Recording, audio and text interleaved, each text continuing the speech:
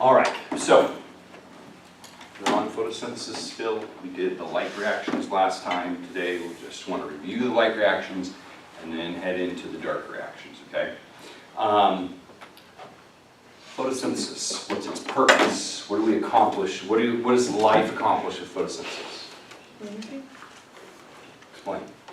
like using Where's the energy come from? Light, sun. The sun. Where does it end up? ATP. Not so, I mean, in between, and you're right when you say, if you're thinking ATP is the major energy currency of the sun. But the thing, let's talk about ATP for just a second, okay? ATP is ready energy. Like it's now. Your cells don't have to convert, once you have ATP, you don't need to convert anything. You can use it instantaneously.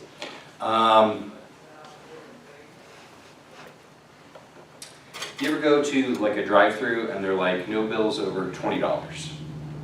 And if you had a $100 bill, you've got to go to the bank and get that converted into 20 so that you can go buy your food. You know what I mean? Or if your grandmother wrote you a check for Christmas, like you can't just bring that piece of paper and buy clothing, right? You've got to go convert that into something else. And if she wrote you a $100 check and you converted it into a $100 bill, you still can't go buy your food. You've got to convert that into a $20 bill so that you can do something with it. It's the same way with you.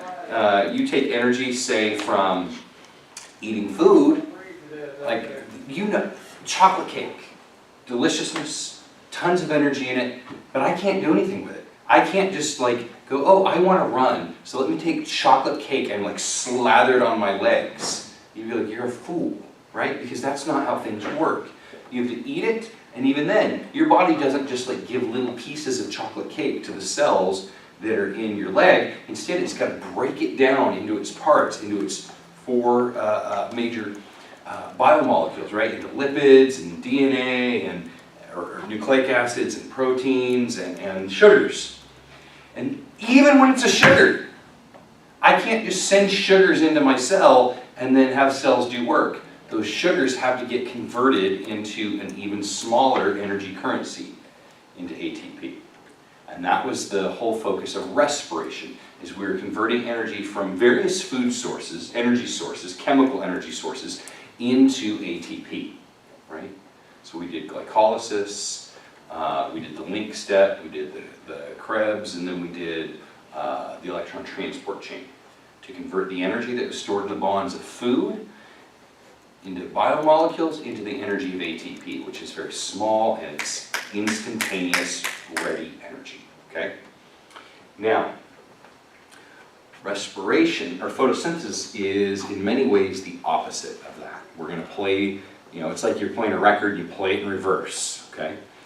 We want to store energy, not in the form of ATP, though ATP is involved in photosynthesis, but we want to store it as those big molecules that your body uses, right? So if we began with a big molecule in respiration called glucose, and remember we use that as a model because your body can use all food sources, then we want to do the same thing in respiration, but in reverse. We're going to store it as glucose. But again, glucose is not the only thing that plants and other photosynthetic organisms can make. It's just a very good model, okay? Because they can also use photosynthesis to make proteins and to make lipids and really to make anything they want.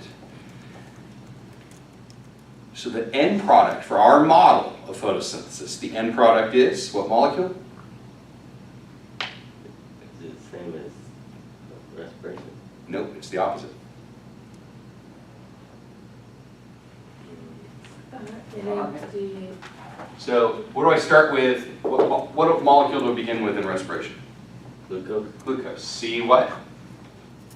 C6, H12.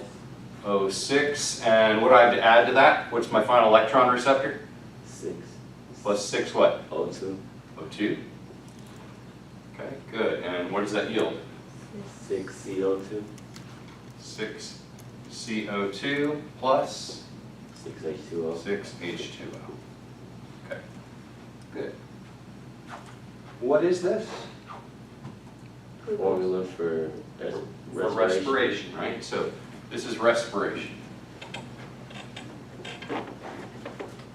Respiration, we go this way. Photosynthesis.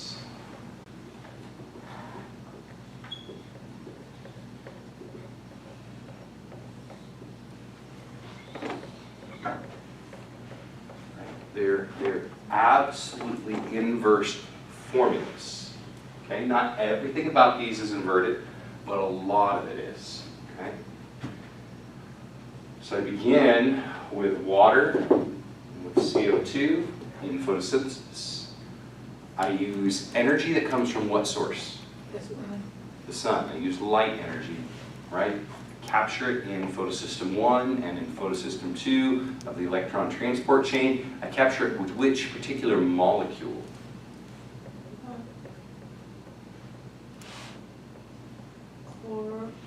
Chloro something. Chlorophyll. Chlorophyll. What color is chlorophyll? Green. Why is chlorophyll green? Because it reflects Because it green. reflects green, which means it's not absorbing green, which means if I want to be mean to a plant, just shine green light on it only. Slow, painful death for the plant, right? Because it absorbs all those other colors really well, but not green. Okay, so we're capturing the light energy from the sun. We're using it to split H2O to run an electron transport chain, which is going to produce lots of ATP and lots of NADPH. I will take that with some carbon fixation, and I will produce glucose, and O2 is simply a byproduct, right? You exhale CO2. Plants exhale O2. Okay? It's a very nice balance. Okay, so last class we talked about the light reactions. In the light reactions, you guys have a drawing, don't you? Hopefully. Let me, real quick, get a print something for you, for those who were not here. It'll take me just a second.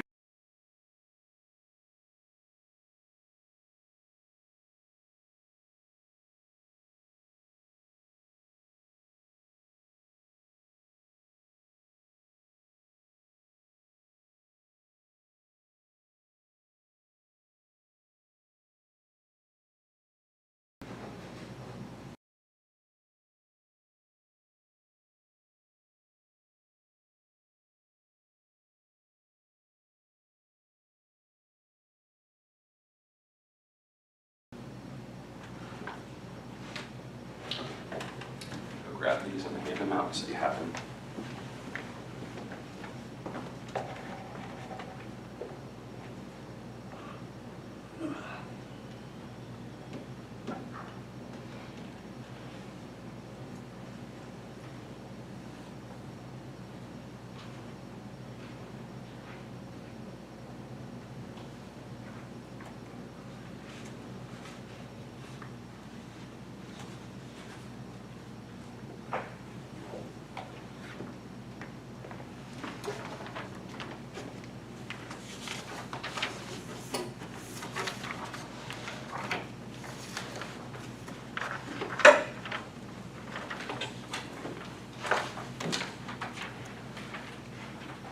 One side you have a filled out copy of the light reactions, right?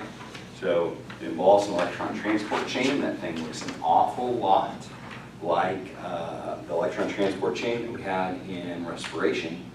A few things are different, right? In the electron transport chain of respiration, our end product was water. But here we're actually starting with water. We split that water and produce oxygen gas and hydronium ions. Light hitting chlorophyll in photosystem 2 is what powers the whole thing. Electrons take off from that system. They get replaced by water. And the electron is transported. As it does, it pumps hydronium ions, creating a concentration gradient. The electron gets re-energized at photosystem 1. and it continues on until it ends up in NADPH. The electrons of photosystem 1 get replaced by the electron from photosystem 2. The electron from photosystem 2 gets replaced by electrons in water, which creates hydronium ions, which want to follow their natural concentration gradient, so they pass through ATP synthase. And as they do, that's power to make ATP.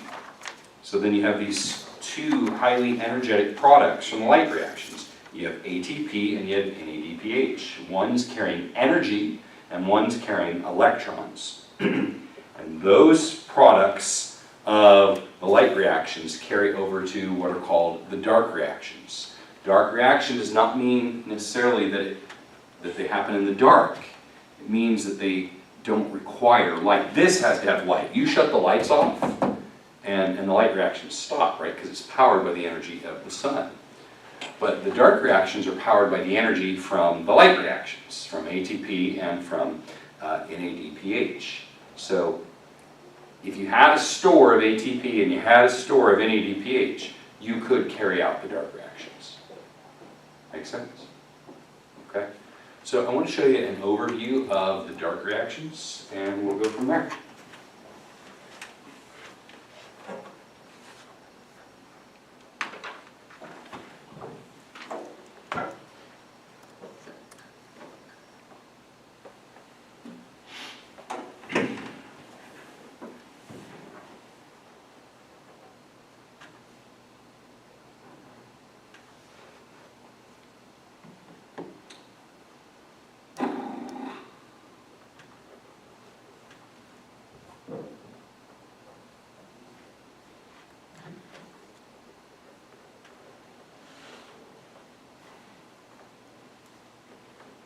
Of reactions in photosynthesis and occurs after the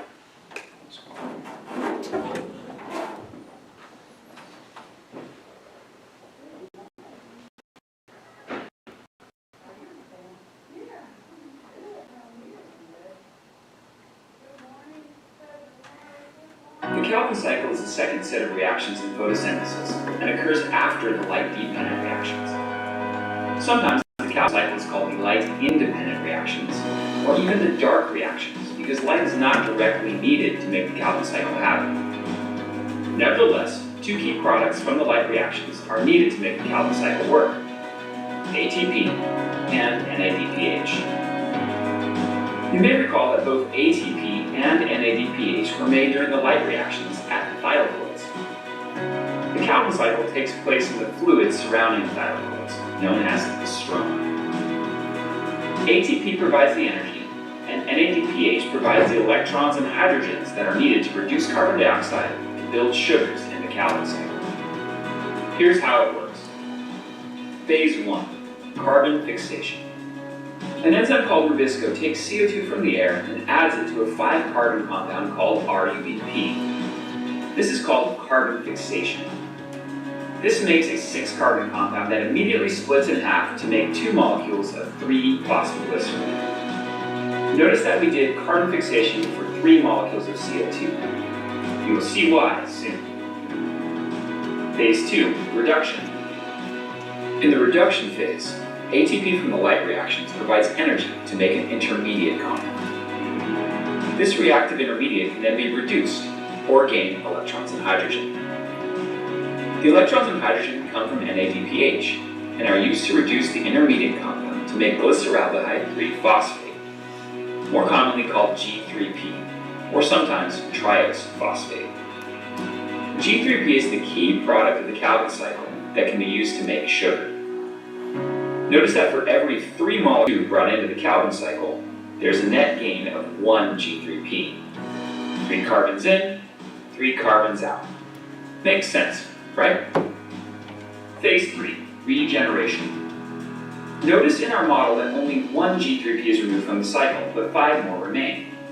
These 5 G3P molecules get converted back to our starting compound, RUBP. Remember, the Calvin cycle is a cycle, so we need to make our starting compound again to keep the cycle going. Now, I'm going to give you a moment to think. If we have 5 G3P molecules, and each one has 3 carbons, how many carbon atoms do we have? Now that you have the answer, How many 5-carbon RUBP molecules can we make using those carbon atoms?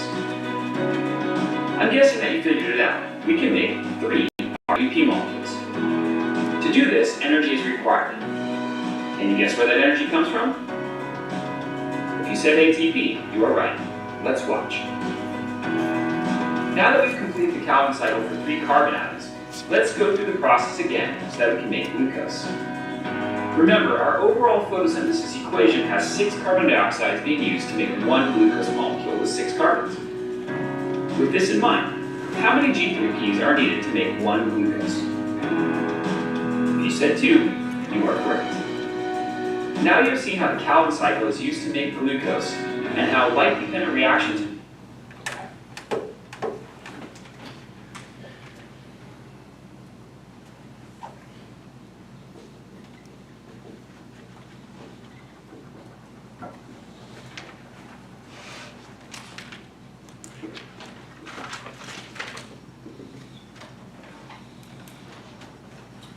Light reactions. What's my energy source? Sun. Sun. Dark reactions. What's my energy source? ATP. ATP.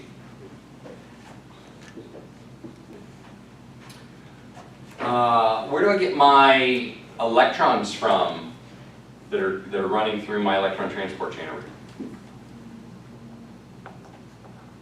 And Where do they take them from?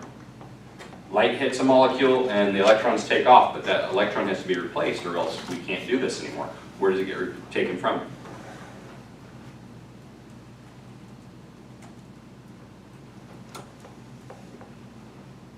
Hydrogen. Water. okay. Water.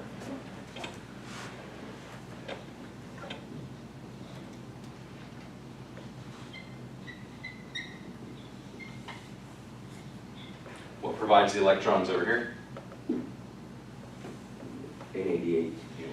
pH.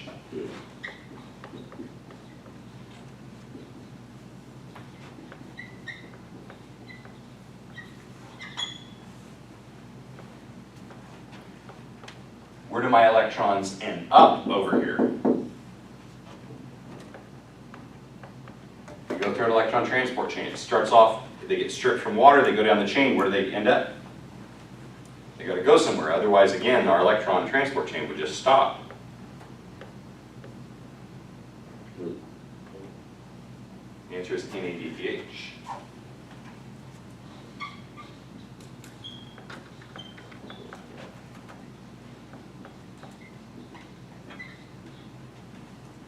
Over here, the electrons come in on NADPH. Where do they end up?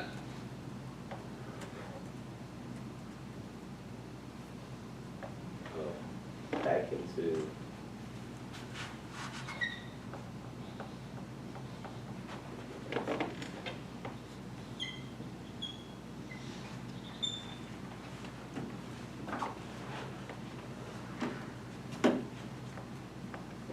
What is that? Which thing? The G3. G3P, glyceraldehyde triphosphate. That's a mouthful, so we just say G3P.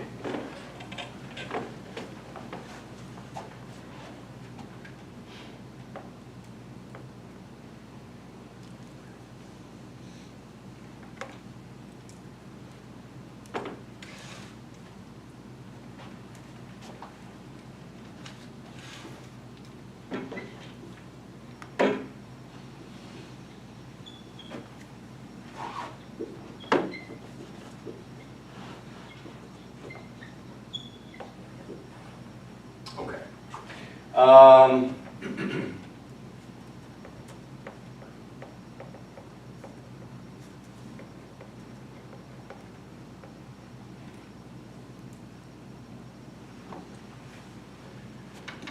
I start with water over here, right? What do I make from that water?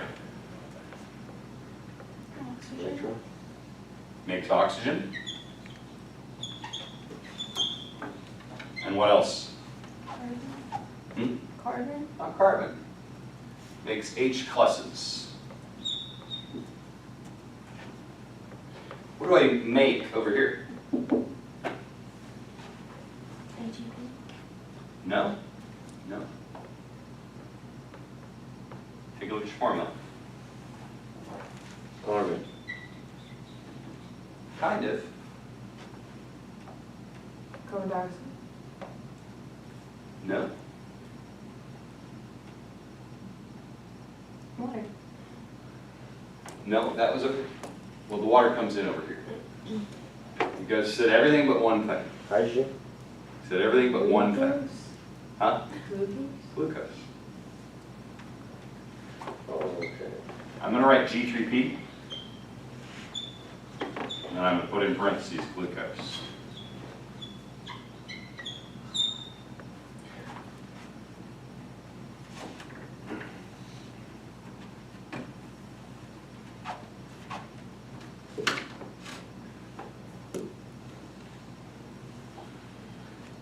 So I'm gonna say splits water.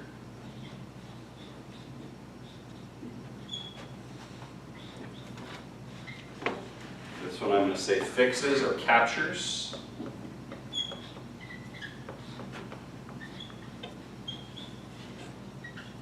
CO2.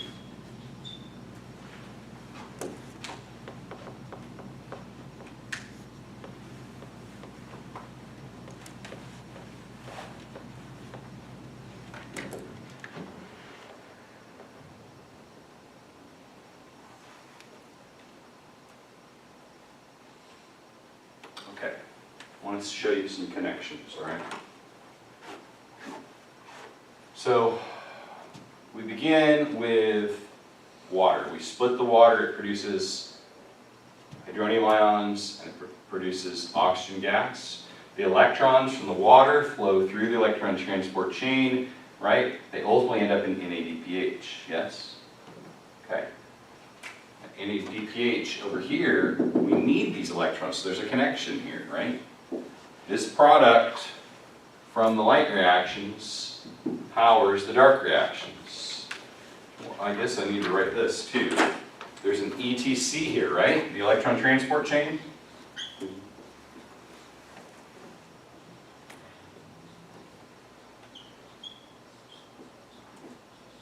ETC makes ATP. We need that, right? Because that ATP is going to get used up here.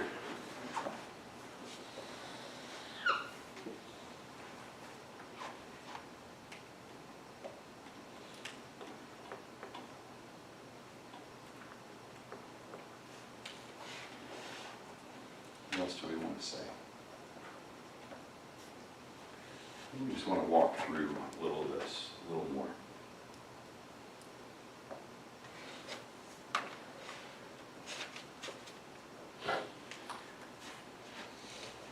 We'll do just a little bit of erasing, okay?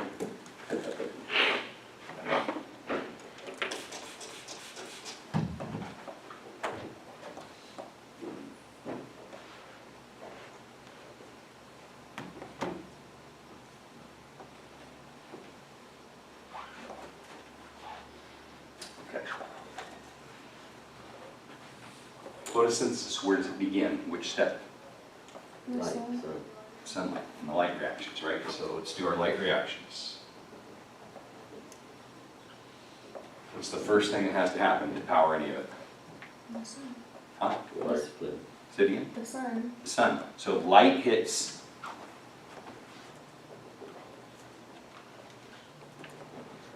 photosystem 2.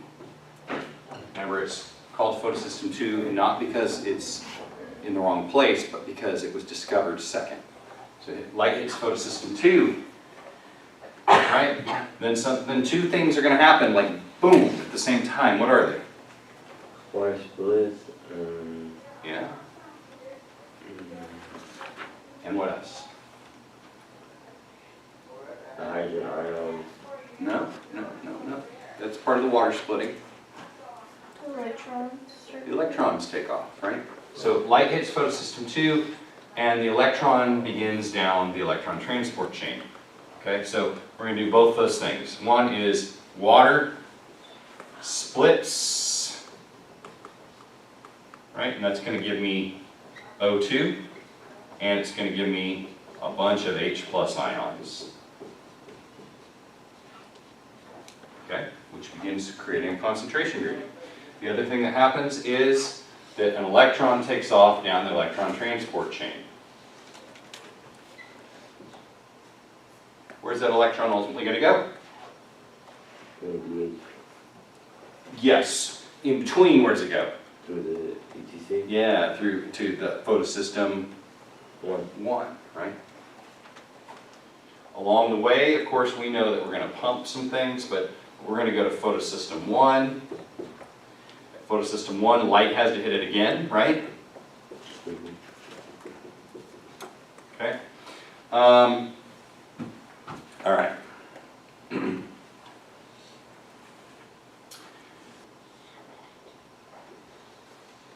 Now, where's it going to go? For the ATP synthesis. Not quite. It doesn't quite make it that far, the electron. So where are we at? The electron transport chain. NAD. It's got to go to NADPH, right? It begins as NADH, but then when this electron reaches it, it's converted into NADPH. Okay? Good. Now, something else happens here as part of all this. It's ATP synthase, right?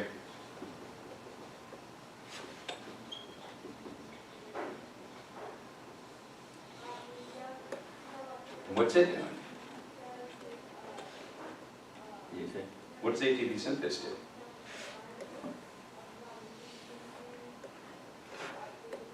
What does it make? Yeah. ATP. Makes ATP. What powers it? It's ATP production. NAD. The ions pumping through. These, yeah. So these have to pass through. When they do,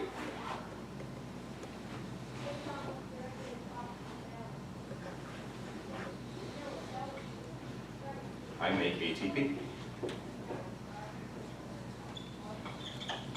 Okay? Now, this is the light reactions. Now I've got the dark reactions.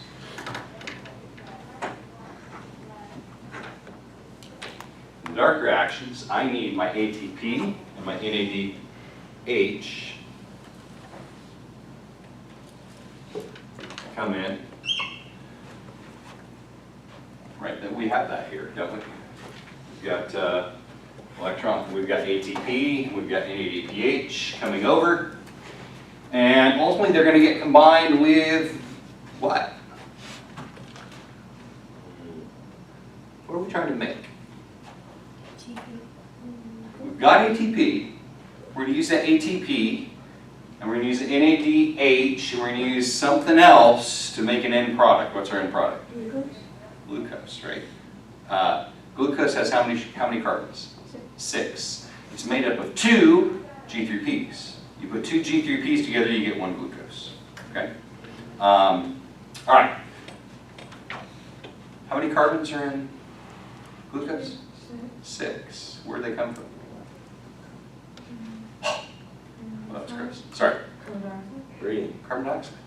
Yeah, we put stuff in. It gets it in the dark reactions.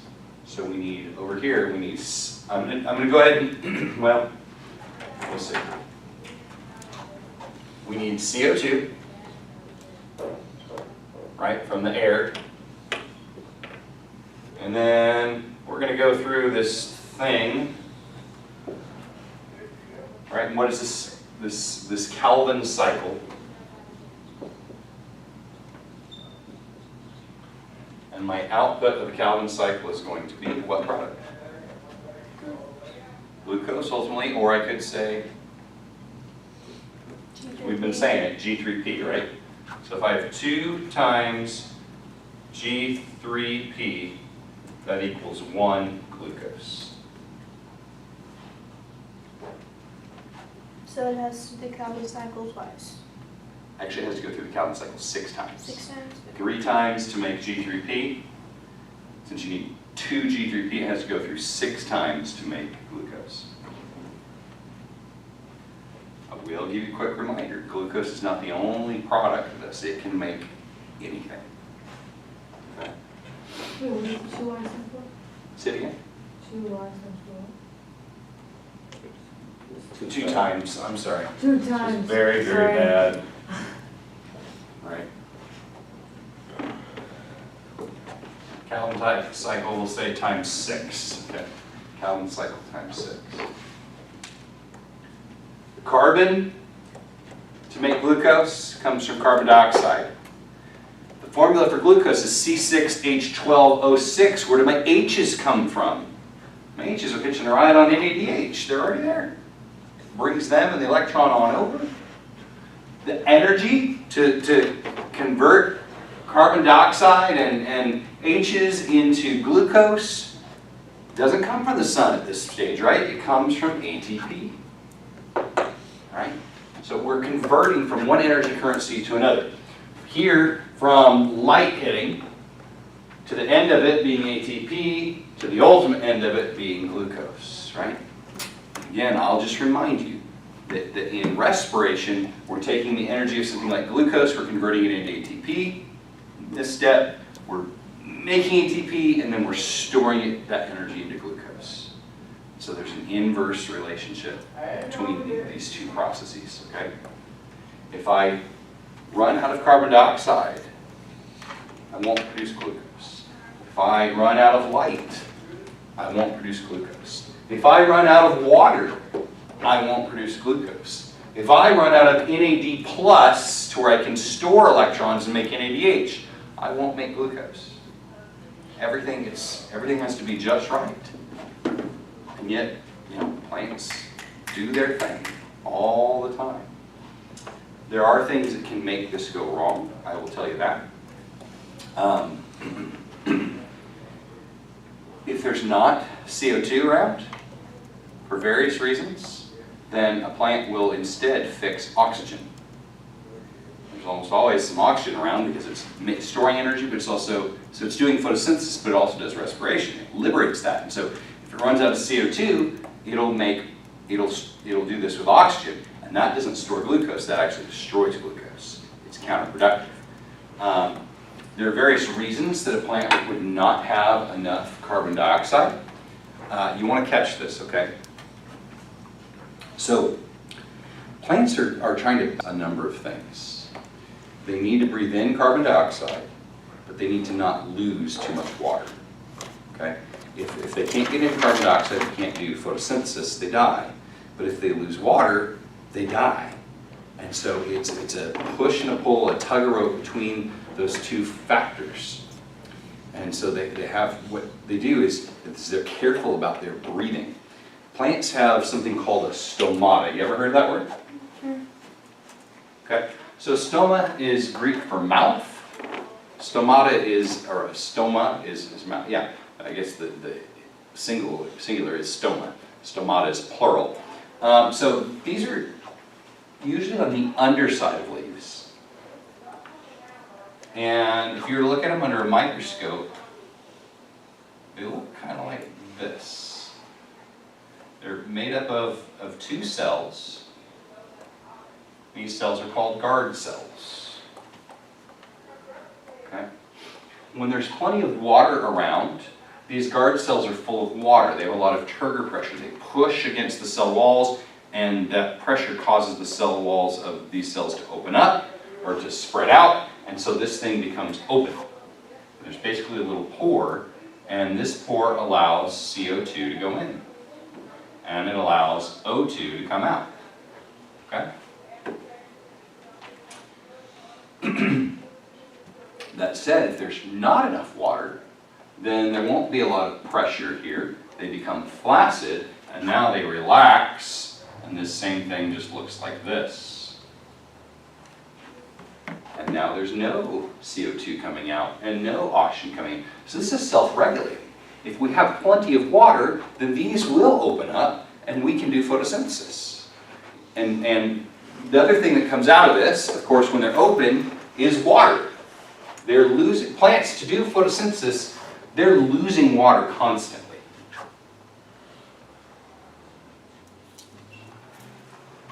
But that's just literally the cost of doing business. I mean, it's called transpiration, the loss of water through a stomata. But this is what it takes. But if you don't have enough water, this has to shut down or you will die. When this shuts down, and it's daytime, and light is hitting photosystem 2, and light is hitting photosystem 1, and NADH and ATP are carrying over to the Calvin cycle, and there's no CO2 because you closed that thing, which was good. Now you start to fix oxygen, which degrades your supplies and creates a problem. So you need to be able to open back up for business soon. So there are different plants that are able to deal with this differently. You guys are familiar with like a cactus or an agave or an aloe vera plant? So these do a special type. They don't do the dark reactions the way that grasses and things do. They do the carbon fixate, or they do, what am I trying to say? They do the light reactions all day. And they store and they store and they store ATP and NADPH. But think about where cacti and things like that live. Where do they live? In the desert. So if they opened up during the day, water would be flowing out constantly, right?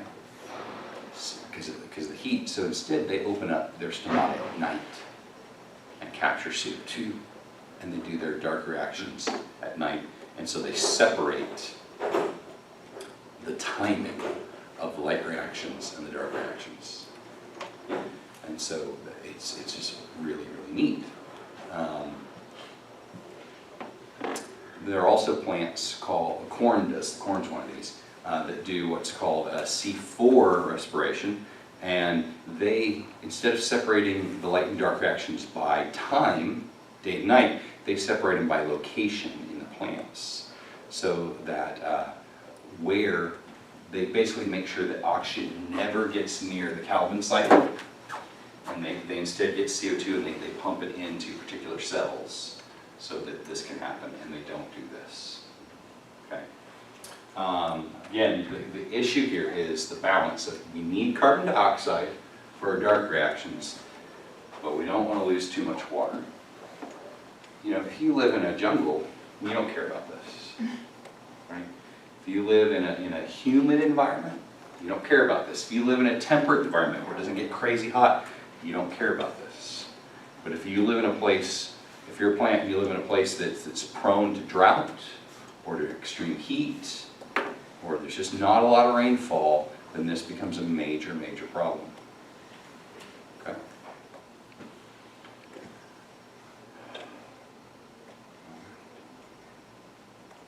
Do you have any questions for me?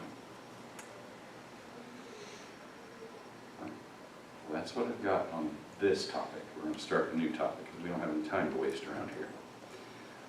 We need to plan a test, though. So, you guys know what your schedules are when you have soccer games and things like that, right? Or tennis matches. We're done. You're done for the year. We're done for college. Pardon? We're done this semester. Oh, do you? Okay. Is your regular season coming up, or was this your regular season? No, our regular season's next semester. Okay. All right. Okay.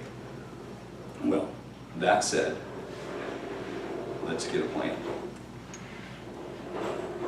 Y'all aren't looking at calendars on this. If you want me to just pick, I will pick. We are done as of today. Today's Tuesday. How about either the 29th or the 31st for a test? How do those days look for you? So next week.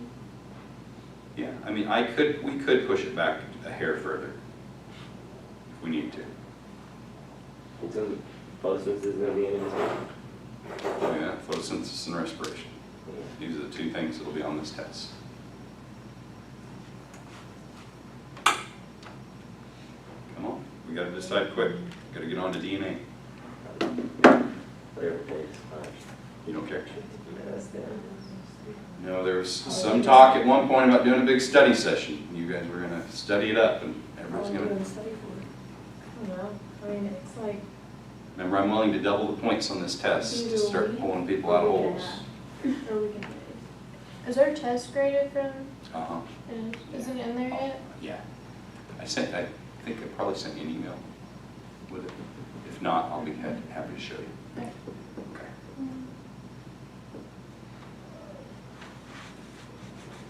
How about no sooner than the 31st?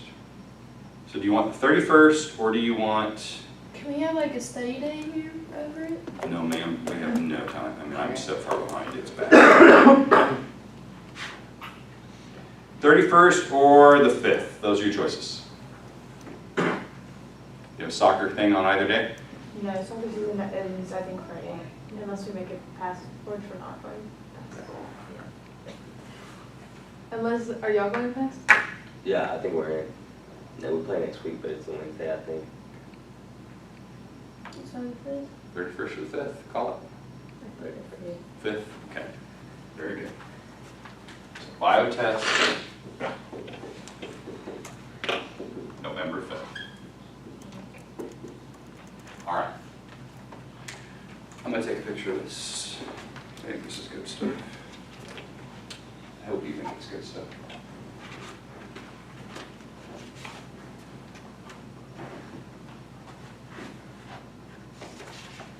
All right. And we're gonna say goodbye to this, and we're gonna start DNA.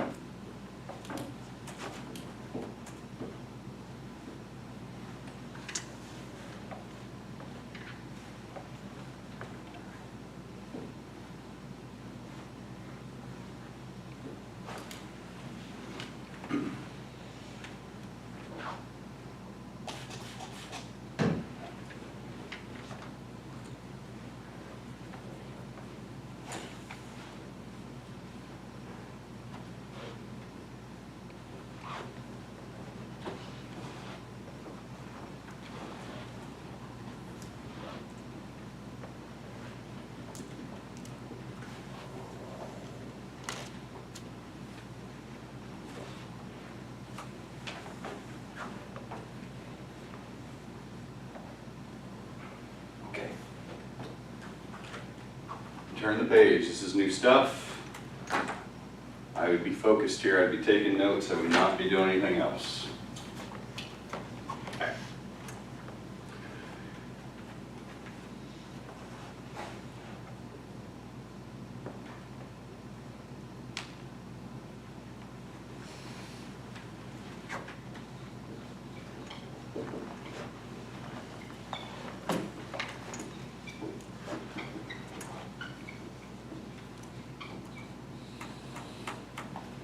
There's a wonderful book that I wish I had time, when you had time, to have you read. You might not want to, but you would get so much out of it. It's called The Race for the Double Helix. What is the double helix? DNA. Okay, the race for the double helix is basically the race to figure out the genetic basis of inheritance. We have understood for centuries that people inherit traits from their parents, right? You have red hair. Where did it come from? Your parents. Do either of your parents have red hair? Yeah, my mom does. Your mom has red hair. So I'm going to tell you, you may well know this. Red hair is a trait that can pass to a child from either parent with either parent not having red hair. Okay? It's what we call recessive. So it would have been entirely possible for your mom to have brown hair and your dad to have brown hair, and poof, out you come with red hair, because they each pass that trait on to you, right? We understand that the various traits, the features that we have, whether we're talking height, whether we're talking hair color, hair texture, musculature, oh goodness, what color eyes, whether your ears are, the lobes of them are. Okay, we've known that people inherited traits from their parents. Okay, we've known that people inherited traits from their parents for centuries, but we did not necessarily know how. So how many classes of biomolecules are there? There are 4, right? So it's either going to be on a sugar, or a lipid, or a protein, or a nucleic acid. Well, for a long time, once we understood that there even were these 4 things, and we had any conception of a cell and what a cell was, people really thought, well, it's got to be proteins, because there are thousands of different types of proteins. And you have thousands of different types of genetic traits. And so genetic traits must be inherited somehow on a protein. Well, they were right about the link between, that there's a link between proteins and genetic traits or characteristics. They were wrong about proteins being the genetic source or the genetic basis of inheritance though. We talked earlier in the year when we did this, we talked about what's called the central dogma. This is the idea, it's not completely accurate, we've learned since then, but it's the idea that one gene equals one protein. Okay, one gene equals one protein. The thing of that is, one protein really equals one trait. Your hair is red because your hair makes a protein that reflects red light, not truly red, but you know what I mean, and it absorbs the others. My hair is turning silver because presently my body is producing proteins that reflect all light, and then alternatively, it's producing proteins that absorb almost all light, right? These are slight differences between proteins. You change the gene, you change the protein. The difference between red hair and brown hair is likely one change to one base in DNA. And that one change to one base changes one amino acid in a protein sequence. Think about your amino acids and your proteins, right? The fundamental unit of a protein is this.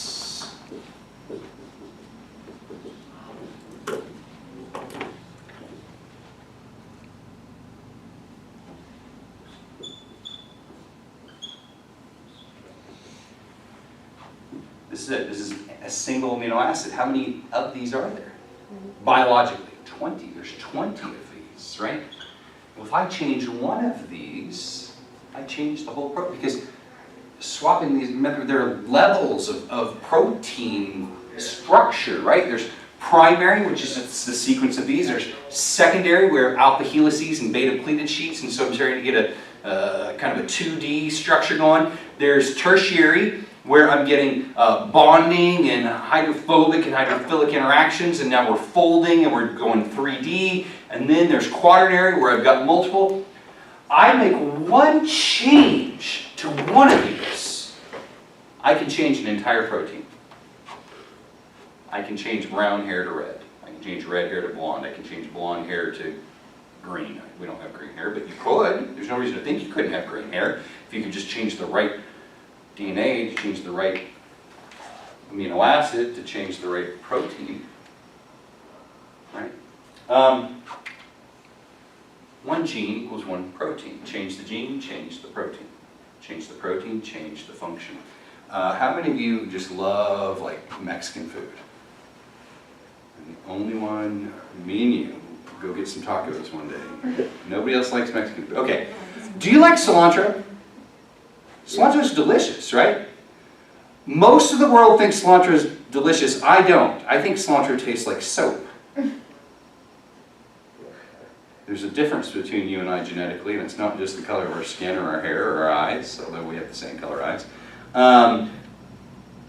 There's one change to one gene, which changes one protein, so that when you taste cilantro, it tastes delicious, and when I taste it, it tastes like soap. It's a stupid, horrible genetic change, isn't it? Why would I don't want it to taste soap. I want it to taste what you guys taste, and I can't. I cannot like cilantro no matter what I want to do. Any more than I could be taller. Any more than I could have a thumb that went like this instead of like this. Any more than I could have dimples. I can't have dimples. I don't have the genetic trait for dimples. It's stored in my DNA. You change the DNA, you change what someone looks like, or you change what somebody's able to do. Does that make sense so far? Okay. Oh, what else do we want to say about these things? Let me give you an example of this that really, like, the cilantro thing is a real thing. But it doesn't matter. You ever heard of sickle cell anemia? Yeah? Good. So sickle cell anemia comes from one little base in DNA being different. And that base causes one amino acid to be different, and that amino acid means that if you have this trait, when you're at high altitude, your red blood cells collapse. They go from being round to being shaped like a sickle. It's called a sickle is like a farming implement used to like cut grass. I think the Grim Reaper carries a sickle, and so it looks like this. And he's got like that long stick. That's a sickle. Okay, so their red blood, somebody with this trait, their red blood cells normally would look something like that, but then they change and look like this at altitude, which sucks because like red blood cells are there to transport oxygen, so you'd have low energy. But it also sucks because these flow. They just bounce around and flow. These catch. They particularly catch in the joints where your arteries and your veins have to flex and move. And so they'll catch and they'll build up and it will hurt. And if it's bad enough, it can cause death. Well, this is a genetically inherited trait from one change in one base of the DNA, and it changes somebody's entire life. There are advantages. Not every genetic trait is a disadvantage. There are even advantages to this. So just if you did not know, this is predominant in people of African descent. Okay, this particular trait, which makes sense because somewhere in their history, you're going to have this genetic mutation that happens, and it's passed biologically from father to son, to, and so it's going to stay within a certain class unless, until you get breeding between groups or whatever, and then it can pass on. But this has an advantage as well because there's a disease called malaria from mosquitoes, and malaria can kill you, and malaria is horrible, but people who have sickle cell anemia have much lesser effects from malaria. So if you have sickle cell anemia, you're going to do what better, like in the jungle, and don't go to the mountaintop, right? I mean, not everything it's not always as straightforward as an advantage or a disadvantage. But the key to all of this is that who you are, what you look like, is because your proteins are a little different. And your proteins are a little different because your DNA is a little different.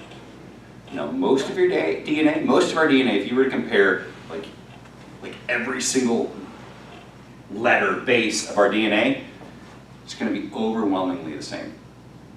It has to be, simply for you to be alive. Okay? Hemoglobin is a protein which captures oxygen in your red blood cells. Well, that gets changed, you die. It's that simple. Proteins that would produce neurotransmitters so that you can think, they get changed, you die. There are just so many core, I've told you before, you are a miracle. You should not be alive. Life is, scientifically, it's near impossible. Everything has to be perfect. And yet here you are, because God is amazing. Because you are perfectly designed, even with all these various traits. But most of our traits are really the exact same. Okay? So the genetic basis of inheritance out of our 4 biomolecules is nucleic acids. There are 2 classes of nucleic acids. Let's talk about it. So nucleic acids. There are 2 classes of nucleic acids. What are they? RNA. RNA and DNA. I'm going to put DNA over here. Put RNA over here. What's the difference between the RNA and the DNA? Like literally, just at an alphabetical level? Proteins. No. What's the difference between RNA and DNA? This is like my little kids would look at this and they go, it's the D and the R. Like I want you to think that simple, right? This is deoxy probably spelling it wrong. Ribo acid.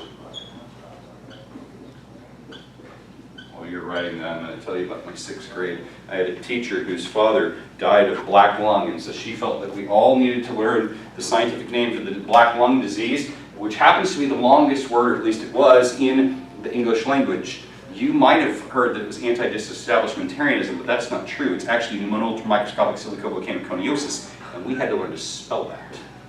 No. So I was probably 11, and I can still spell P-N-E-U-M-O-N-A-O-I.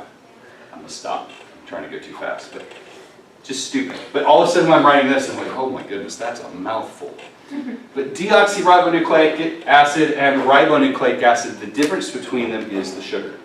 Ribose, ose, deoxyribose, ose is a sugar, right? It ends in ose, it is a sugar. So ribonucleic acid has this sugar, 5-carbon sugar called ribose. Ribose is attached to a phosphate group. It's also attached to what we call a nitrogen base. Okay? And it could be one of 2 sources. Might look like this. Or, well, right now just leave it, we'll call this a nitrogen base. Okay? And over here you have deoxyribonucleic acid. It's going to be very, very similar. Phosphate attached to a deoxyribose attached to a nucleic acid, or a nitrogen base.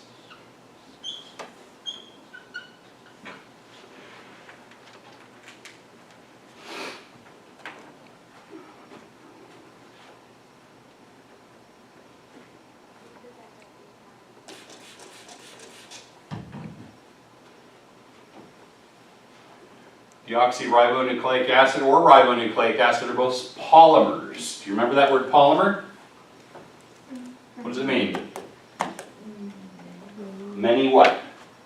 Oh, many Molecules, many units, right? It's made up of monomers. So I've drawn a monomer of RNA, I've drawn a monomer of DNA. These things are huge, okay? DNA is thousands or hundreds of thousands of monomers long. RNA typically hundreds to thousands of monomers long, okay? All right. What time is it? How much time do I have? 15 minutes, not much, but I'm going to use it. Okay.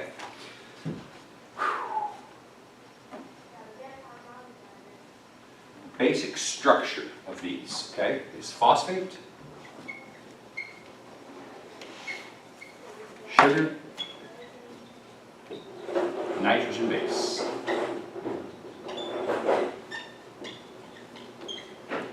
Phosphate, sugar, nitrogen base. Phosphate, sugar, nitrogen base. What's the sugar in DNA? Yeah, you gotta say it. You gotta say it, guys.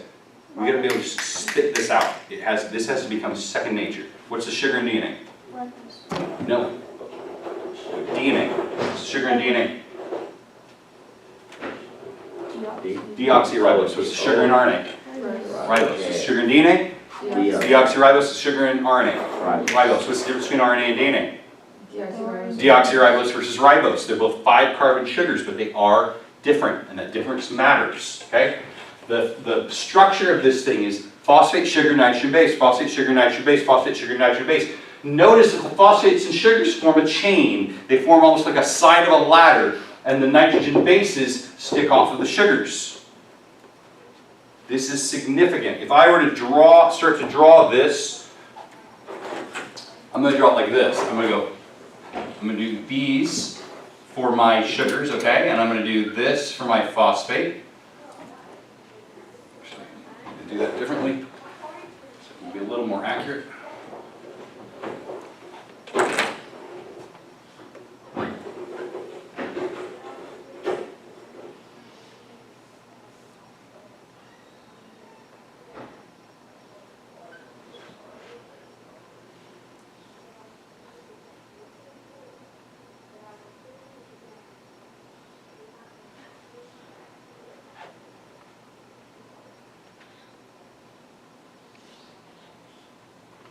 Okay, phosphate, sugar, and then my nitrogen bases stick off this way. I do want you to draw this, okay?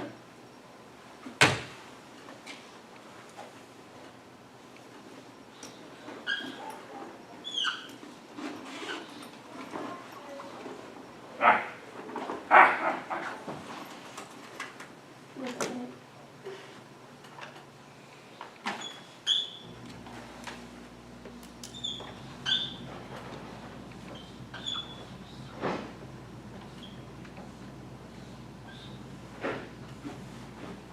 All that. All its glory. Phosphate, sugar, nitrogen base. Phosphate, sugar, nitrogen base.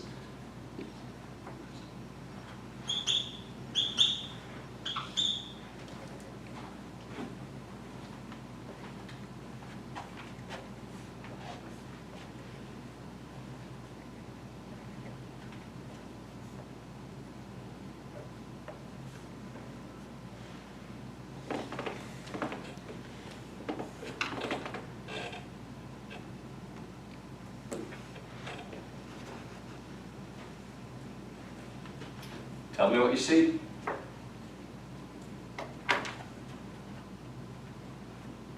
What do you see? Pattern. Pattern. You see a pattern? What's your pattern that you see? Phosphate, sugar, nitrogen base. Okay. What's different? The middle one has something else attached to it. Yeah. How many rings is the nitrogen base on the first and the third?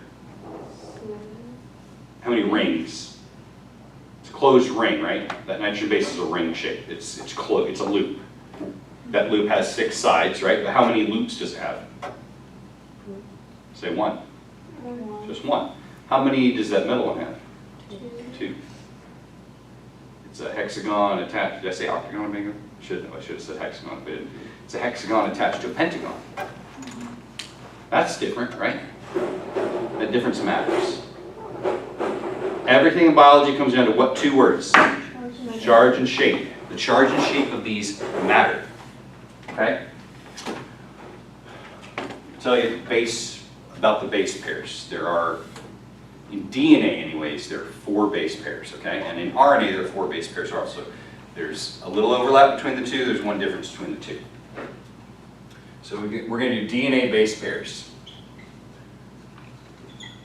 Bases are the nitrogen bases, okay? You want this, you need this. This is genius, this will help you. You need to learn this exactly how I draw this. It has so much information coded in it. You ready? It goes like this. A, 2, T, and C, 3, G, and then you circle everything. And you give A an extra circle, and you give G an extra circle.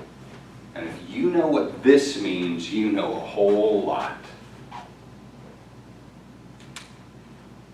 When you're doing that, I'm going to do something else that is going to help us make sense of that.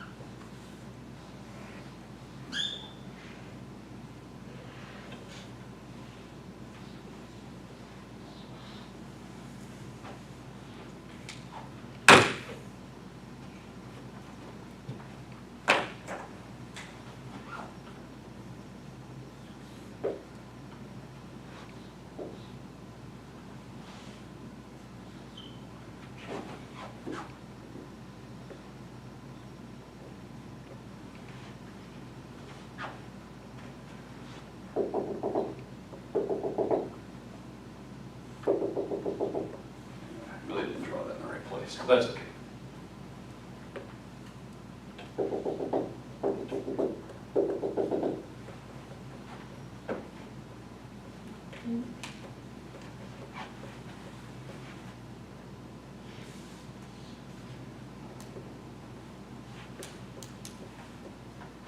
You have that drawn, tell me what you see, ask me questions.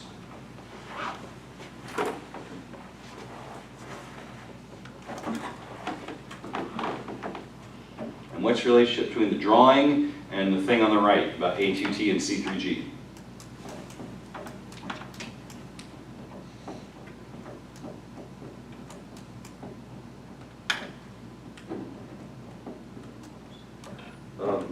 Yeah. A2T has two. Two of something, right? Those are hydrogen bonds. Hydrogen bonds are intermolecular forces. Individually they're weak, but collectively they prove very strong. They can help hold something together, and yet each one can be broken very easily if need be. So A always pairs to T because of their, what two words? Charge and shape. The corresponding shapes that line up and corresponding charges that line up so that they will always form two hydrogen bonds together. And how about the C and the G? They connect.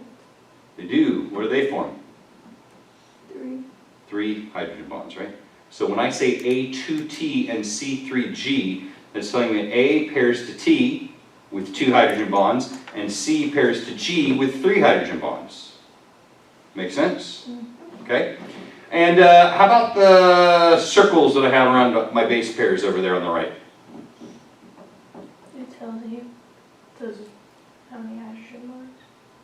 Well, the 2 and the 3 do, but what about the circles I have? Under DNA base pairs on the far right, some things have 2 circles, some things have 1 circle. Tells you that they're attached to something else other than they're not by themselves. Well, it tells me that adenine has 2 rings, and thymine has 1. And guanine has 2 rings, and cytosine has 1. That's another ring. But- Wait, it's, So I purposely have you draw this with 2 rings here, and 1 ring here, and 2 rings here, and 1 ring here. Notice the way that we do this, A2T and C3G, my double rings are on the outside. It's not by accident. I could easily, this could say A2T and G3C, or vice versa. But by having it written this way, it keeps my double rings on the outside. Now this matters, okay? This matters a lot. wait, but you're saying that the guanine is attached to the ring? Guanine is a nitrogen base that has 2 rings. It's not like this is guanine and this is like his buddy. This guanine looks like this, period. Uh-huh. It's So a it's got double. one that's a hexagon and one that's a pentagon. The whole thing is, here, I'll read it. It's just connected to the C. It just makes the hydrogen. This is bond. guanine, Oh. and this is adenine. Okay, Yes, that makes sense. it's 2 rings big. These are 1 ring big. That matters. I want you to look at how just fearfully and wonderfully made you are, okay? I mean, it is incredible. So, phosphate, sugar, nitrogen base, right? So I'm going to do A paired to T, AAT, right? And I'm going to do C paired with G, right? CCG, right? In terms of rings, right? It's a double ring with a single, it's a single ring with a double. You know what it's never? It's never A with G. That does not happen.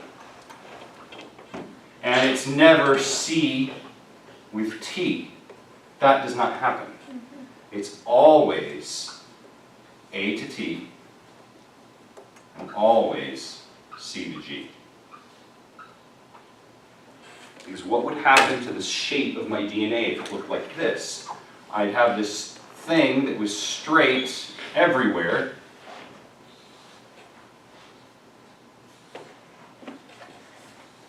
then all of a sudden it got wonky.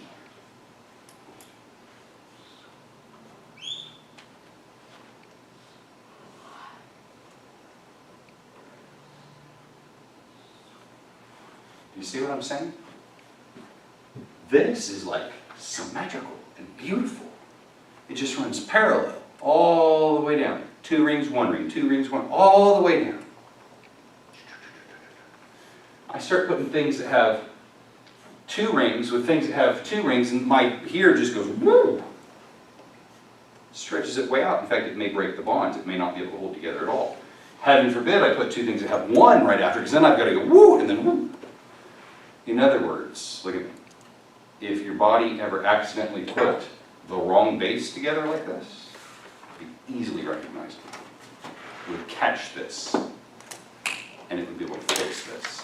The other thing is that you're not likely to make this mistake because of the bonding angles of all this are so precise, because it always works like this. Your body very rarely makes mistakes with its DNA. This is highly, highly significant, okay? Okay. Scratch the surface, right? But the genetic basis of inheritance is DNA. And these are your base pairing rules, and they have major implications for your life. Everything in science, in biology, comes down to charge and shape, which is what we're looking at here. You are fearfully and wonderfully made. It is incredible that you exist. Statistically impossible. Let me pray for you, and we'll go. Heavenly Father, may we see something of your glory in creation and in us, and the truth of your word, that we really are fearfully and wonderfully made. The things that we've studied help us to retain. The things that we have not studied, Father, would you light a fire in us and motivate us to get it done for your glory and for our good. We pray in Jesus' name.